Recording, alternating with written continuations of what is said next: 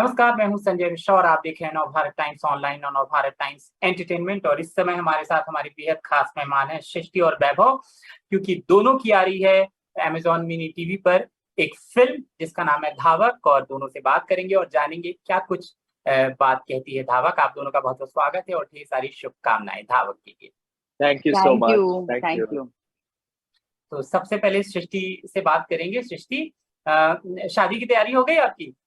ये क्या तरीका हुआ? पहला सवाल ऐसे कौन पूछता है? अरे आप मैं चाहता था आप ऐसे ही रिएक्शन दें। क्या बात है, जो सोचा था वैसे ही आपने रिएक्शन दिया है। Shit तो यार। कैरेक्टर में हो आप, बताओ ये कैरेक्टर क्या चाहता है, वो कितना सृष्टि से मिलता है, कहाँ कहाँ पर मिलता है रियल लाइफ की सृष्टि से?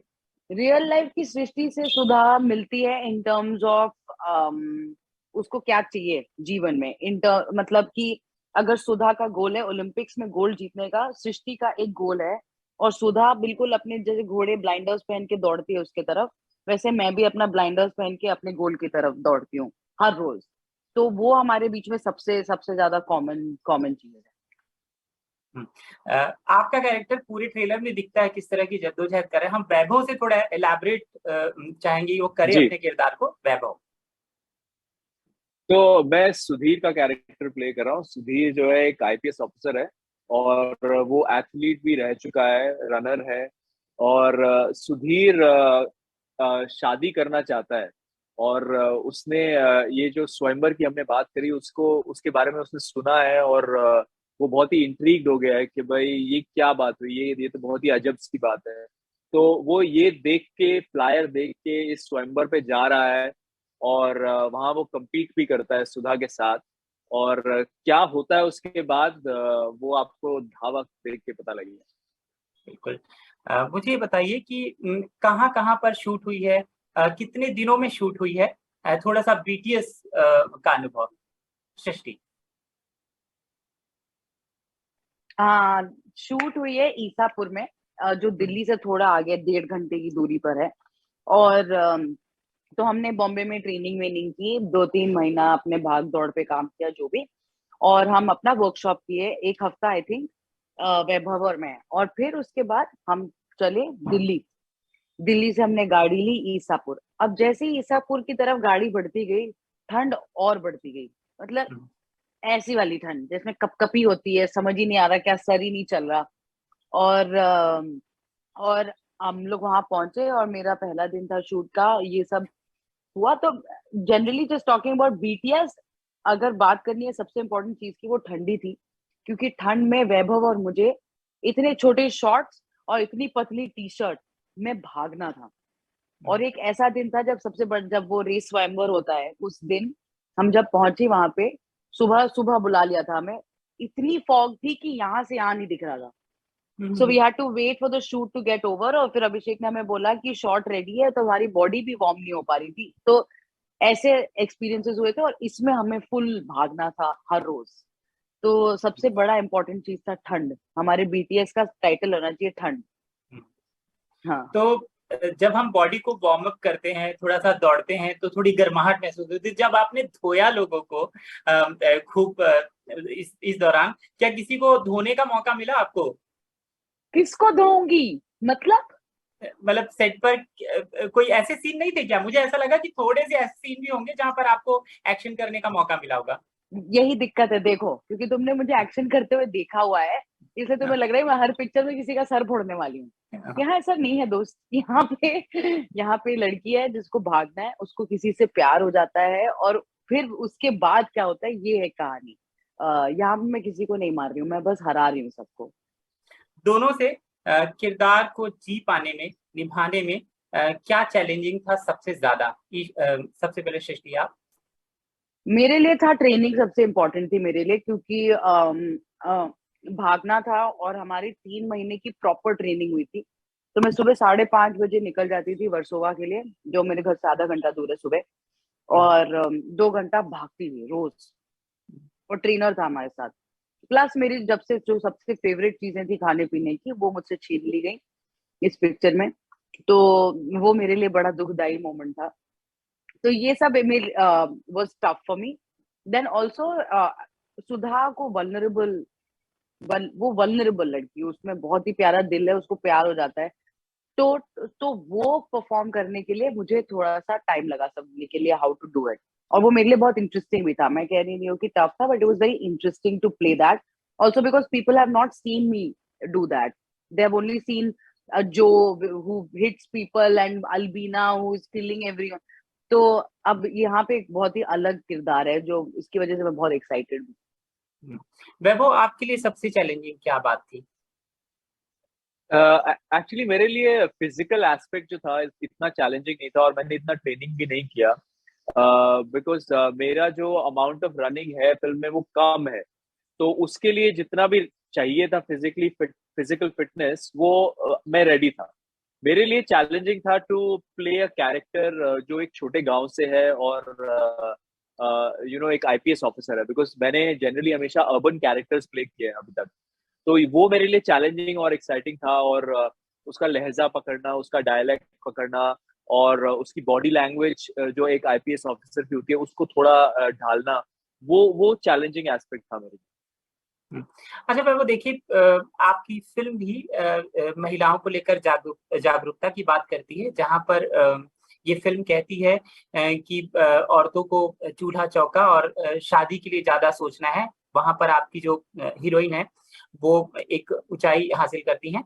आपके हिसाब से औरतों की बड़ी दिक्कतों में कौन सी दो बड़ी दिक्कतें हैं जिनको लेकर जागरूकता बार बार फैलानी चाहिए? वो कौन सी दो बड़ी दिक्कतें हैं? आई थिंक सबसे बड़ी दिक्कत जो हम लोगों ने हाईलाइट करी भी है फिल्म में, वो ये है कि एक लड़की का एम्बिशन उतना इम्पोर्टेंट नहीं माना जाता जितना कि एक लड़के का एम्बिशन माना जाता। तो आई थिंक वो हम लोगों ने दिखाने की कोशिश करी है कि भाई अगर लड़की का जो एम्बिशन है, उसकी जो एस्पिरेशन है, उसकी जो ड्रीम्स हैं, वो उतने ही इम्पोर्टेंट है जितने एक लड़के के होते हैं। तो इसलिए लड़की को, अगर लड़की ने एक सपना देखा और आप बोल रहे हैं हाँ सपना ठीक है, वो थोड़ा बहुत जो कर लिया ठीक है, लेकिन अब शादी करो, आई थिंक वो उसका इम्बैलेंस दिखाया गया फिर। और वो आई थिंक इज वेरी, हमारी सोसाइटी में अभी भी दिखता है इतने टाइम के बाद भी। तो वो एक चीज है। और दूसरी एक चीज है, आई थिंक वो जो हम लोगों ने टच करी है फिल्म में, वो डाउरी की है। बिकॉज हम लोगों ने ज्यादा इलेबोरेट नहीं किया उसके बारे में, लेकिन डाउरी की प्रॉब्लम अभी भी है।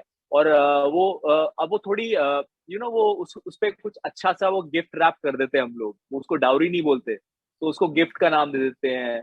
तो आई थिंक वो अभी भी प्रेवलेंट है, I think more so rural areas में ज्यादा है, आई फील। तो ये दो चीजें। और सृष्टि, आपका तो हर वीडियो कोई बहुत दमदार बात कहता है, दिल में चोट करता है। आप टाइपकास्ट भी हो गई हैं, आपको किरदार भी ऐसे ही ऑफर होते हैं जिनमें महिलाओं को लेकर बड़ी बात कही जा रही है। उसके बाद भी आपको क्या लगता है कि दो ऐसी बातें जिन पे खूब वीडियो बनने चाहिए, खूब बातें होनी चाहिए, खूब चर्चा जागरूकता होनी चाहिए महिलाओं को लेकर?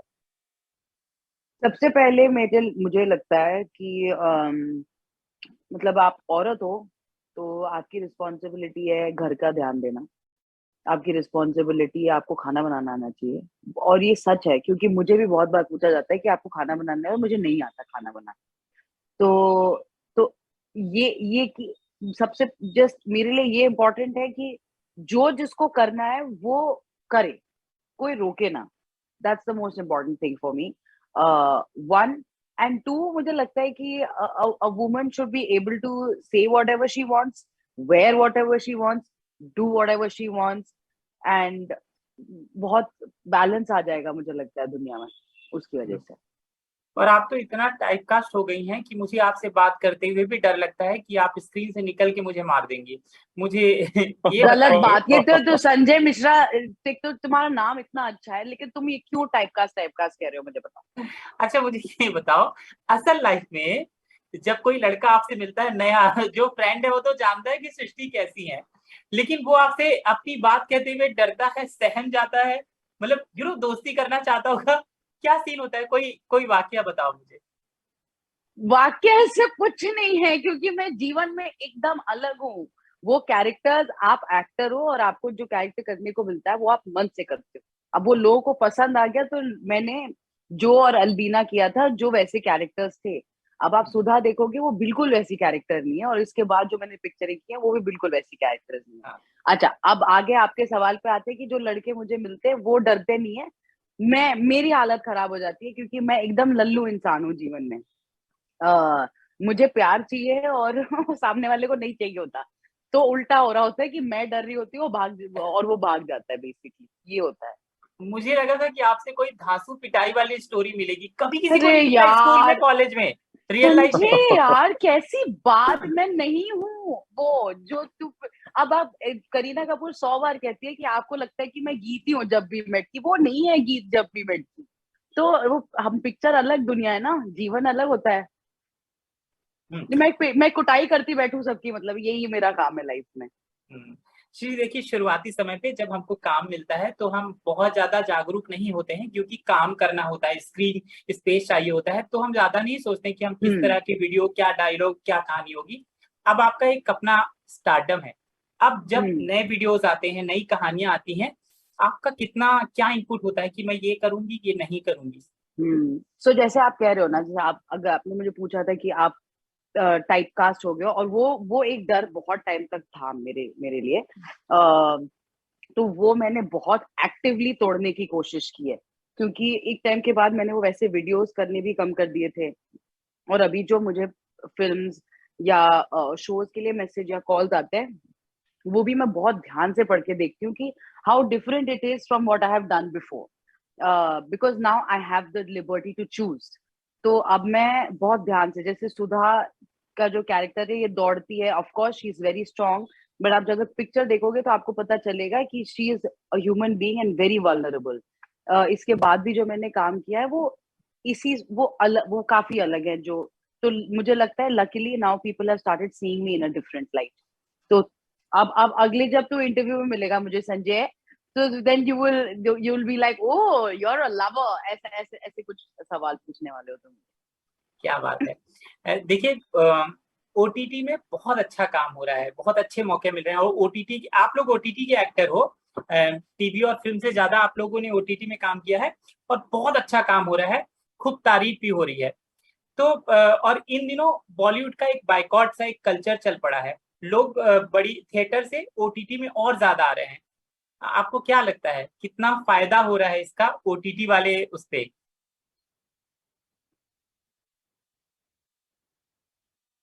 वैभव you go. I think OTT का फायदा, एक बहुत बड़ा फायदा जो है वो है वॉल्यूम ऑफ वर्क, कि जितना काम, जितना कंटेंट और जितने शोज या फिल्म्स बन रही हैं, वो उनका नंबर बहुत बढ़ गया है। तो इसलिए एक्टर्स के लिए सबसे अच्छी बात यह है कि एक तो बहुत काम है, तो बहुत अपॉर्चुनिटीज है। वो I think is one of the biggest positives of OTT. और मेरे दिमाग में एक्चुअली आपने जो बोला ना, ये बॉयकॉट और ये cinema versus OTT, I don't think ये वर्सेस का गेम है। आई थिंक ये दोनों स्ट्रीम्स हैं, एंड आई थिंक दोनों साथ साथ चल रहे हैं, रादर देन कि एक के बजाय दूसरा। ओके, सृष्टि। मुझे भी एक्चुअली अग्री विद वैभव कि पिक्चर पिक्चर होती है, शो शो होता है, और दोनों का अलग चार्म होता है। अब वो थिएटर में आ रही है या ओटीटी पे आ रही है, मुझे लगता है वो कंप्लीटली डिफरेंट दुनिया है, और मैं दोनों देखती हूँ। अगर मैं अपनी बात करूँ, क्योंकि मैं सिर्फ अपनी बात कर सकती हूँ, I go to the theater to watch a film. I went for a film to watch in the theater, and I loved it. And then I watched Delhi Crime on my laptop, and I loved it. तो ये दोनों अलग ही बिल्कुल दुनिया है जो parallelly चल रही है, और मुझे लगता है कि दोनों ही अच्छा। अभी हमारा ऑफ कोर्स थिएटर का थोड़ा सा ऊपर नीचे चल रहा है, बट वो वापस आ जाएगा। हम जिए हैं उस पे, हम बड़े हुए हैं उस पे, वो कहीं नहीं जाने वाला। और अभी ओटीटी का नया दौर है, so that's why it's booming so much, and then it will balance out, और फिर लोगों को समझ में आ जाएगा I think how to release what where when. तो वो धीरे धीरे फिगर आउट हो जाएगा, इतना स्ट्रेस नहीं। सुशी, आपकी बॉलीवुड में कौन सी एक्ट्रेस वुमन क्रश है, और किसको आप डेट पे ले जाना चाहती हैं? Woman crush Alia yes. Bhatt.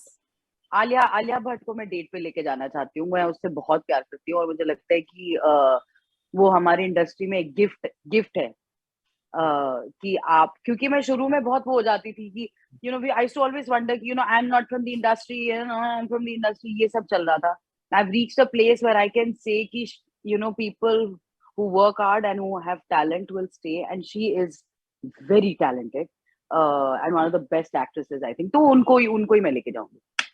OTT में आप ब्लेस्ड हैं, लेकिन अगर बॉलीवुड में आपको कोई चाहती है कि ये मेरे को डायरेक्ट करे, उसके लिए आप तड़पती हैं, कौन सा डायरेक्टर है? करण जौहर यार, करण जौहर चाहिए मुझे, खत्म. और वो एक्टर बॉलीवुड का जिसके साथ पर्दे पर रोमांस करना चाहती हैं? विकी कौशल. एक आंख ब्लिंक में आंसर दे सकते हो सारे. विकी कौशल, या लव हिम या. ओके वैभव, आपसे भी मैं ही जानना चाहता हूँ, आगे क्या कुछ साइन कर रखा है बॉलीवुड और ओटीटी को लेकर? काम करने को लेकर क्या सोचते हैं कि कहाँ पर आप जमे रहेंगे, क्योंकि इस समय ओटीटी का जो मजबूत जड़ बनी हुई है, कैसे देख रहे हैं? आई थिंक मैं दोनों जगह काम कर चुका हूँ, और मेरे लिए लाइक काम है. Like as an actor when you are signing something, I don't think कि भाई ये ओटीटी पे आ रहा है कि सिनेमा में आएगा. आई फील अभी I really don't make that distinction. तो मेरे लिए दोनों में कोई फर्क नहीं है एज एन एक्टर, क्योंकि काम तो काम है. अगर आप हम लोग जब एक छोटी शॉर्ट फिल्म भी बना रहे थे, तब हमें पता नहीं था कहाँ आएगी ये, राइट? कि आएगी भी कि नहीं आएगी. इनफैक्ट ऐसा था. बट फिर भी उसके लिए उतनी मेहनत और उतना ही हम लोगों ने एफर्ट किया, और मैंने एफर्ट किया कि भाई लाइक इट्स माय वर्क, तो मेरा काम जो है वो अच्छा होना चाहिए. तो that's one of the things I feel as an actor. वो स्ट्रगल नहीं रहता है कि भाई ओटीटी पे आएगा या वो आएगा. अच्छा काम है, जहां भी आएगा आई थिंक कर लेना चाहिए. चलिए, जाते आते सृष्टि से अंतिम सवाल. सृष्टि, कोई बायोपिक के लिए कोई कहानी आपने सोची हो, कोई ऐसा कैरेक्टर रियल लाइफ में हो, आपको लगता है कि यार इसको मैं पर्दे पर जो खेल जाऊंगी ना, कोई और उतने अच्छे से नहीं कर पाएगा? वो कौन है? कल्पना चावला. क्या बात है, इलैबोरेट. क्योंकि मैंने पढ़ा है उनके बारे में, मैंने जो भी समझा है, एक तो वो बहुत इंटरेस्टिंग है, और मतलब it's a story which stays with you, which is very heartbreaking. एक वो है. और लेकिन क्या हुआ था, एक दिन मुझे इंस्टाग्राम पे ना किसी का मैसेज आया, और उसने मुझे स्क्रीनशॉट भेजा था, और वो स्क्रीनशॉट मैंने देखा, और उसने मेरी फोटो बगल में लगाई थी कि आप बिल्कुल कल्पना चावला लगते हो. तो मैंने बोला और मैंने देखा, मैंने बोला oh shit, there is some weird similarity. और फिर मुझे एक का लगा, फिर मैं भूल गई, फिर मुझे कहीं और से आया, फिर कहीं और से आया. तो फिर मैं तब से सोचती कि चलो अगर कभी मैं बायोपिक करूंगी तो I will definitely do Kalpana Chawla if I get the rights and whatever. But yes, for sure. क्या बात है, ये मनोकामना आपकी जरूर पूरी हो. और बिल्कुल स्लाइटली आपका कभी कभी फेस थोड़ा सा उनसे है ना है.